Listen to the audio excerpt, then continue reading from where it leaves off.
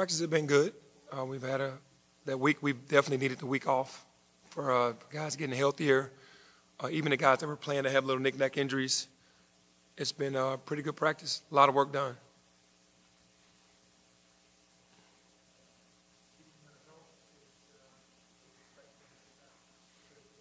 I'm hoping so. Seeing the guys doing more on the sideline, Landers and DeAndre getting more active on the sideline. Same with Jalen, getting their conditioning down and looking for them to be back soon.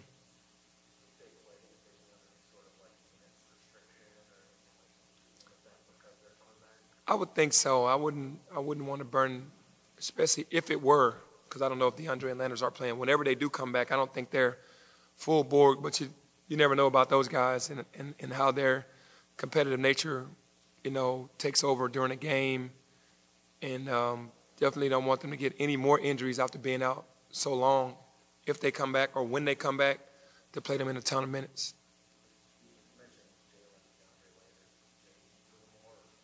Jaden is doing a little bit more. It's just something going on with his leg that it's just going to take the rest for it to heal up.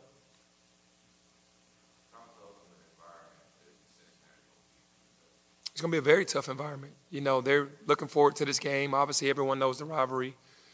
And they lost us here. They made a heck of a comeback in the second half and lost in the very last minutes of the game. And they're putting their throwback uniforms on, and they're making it a big deal. And I'm sure it's going to be a jam-packed house.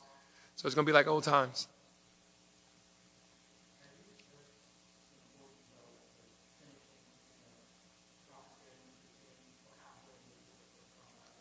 Well, I think I haven't really stressed that. I've been stressing that, we need to finish strong, and then it's one game at a time.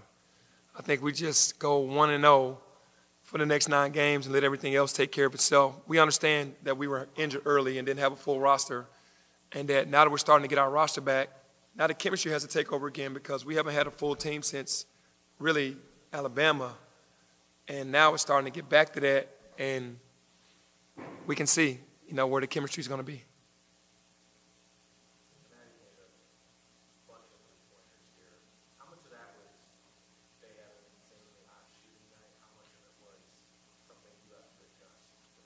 I think it's a little both. I think, obviously, the shots that they made, the ones that were open were good looks. They can make those. But the ones that Davenport was making from the top of the key with people hanging on them and contesting, that's just a hot night. But we do have to be careful because he could get hot like that again. Obviously, DeJulius is a good shooter. Adams Woods and Newman, those guys can really, shoot it open. They're all capable of making good shots. But, yeah, we have to be aware of that on the road.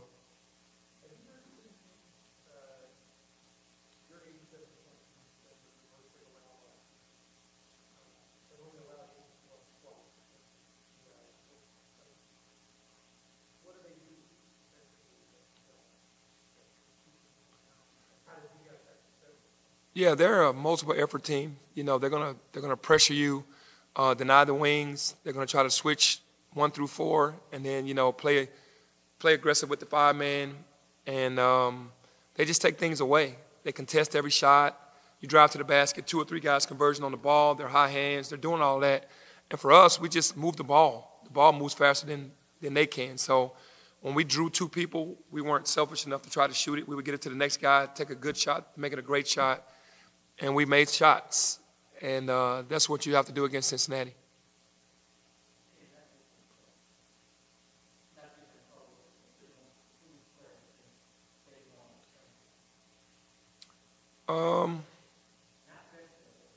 Yeah,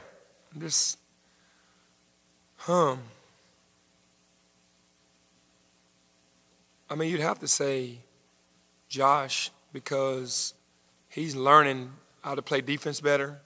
He's learning situations better. His athleticism has always been good, but he's finding a niche out there on the floor, and I think that you could say him.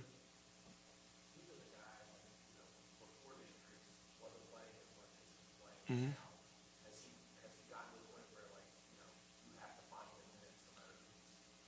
Yeah, now, obviously, in the beginning, the physicality was a lot.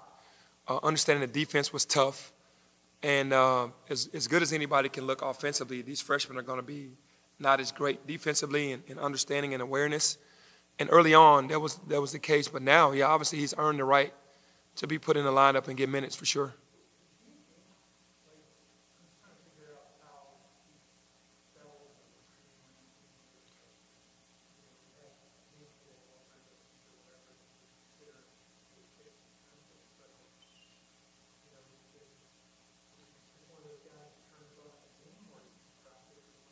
Yeah, no, Josh, I could see, like, in high school that he wasn't just tearing the stat sheets up and just being like this explosive player that was scoring 30, 40, 50 at a private school. He was doing really well, and you could see the potential, but nobody in Florida really believed in him because they felt like he had another level that he didn't get to, that if he did, he could be good, but they didn't know if he would.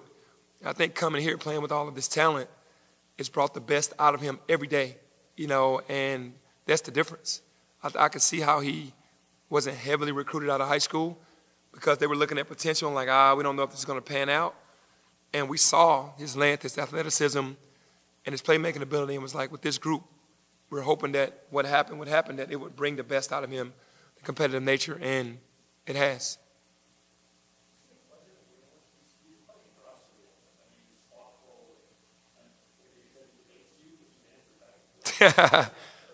He does. He does debate me, but in a good way. Josh is not. He's a wonderful kid. He just has some weird answers when you say things to him. Instead of just saying, okay, I got you, he wants to negotiate a little bit and talk about why he did what he did, which isn't bad.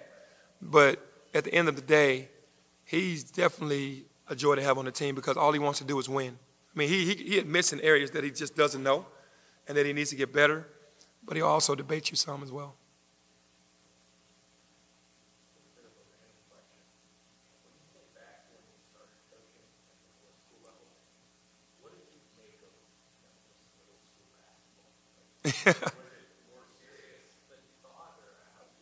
Yeah, it actually was because Desmond Merriweather was telling me about middle school championships, and I was like, I couldn't relate. I knew Memphis basketball is huge, high school, but I never knew middle school was just that important until I started helping him coach and saw the competitive nature of all the coaches in the league and all the players in the league and going around scouting games when I was a coach at Leicester, just looking at other teams and was like, man, there's a wealth of talent in the middle school around. D.J. Lawson was still in middle school at that time.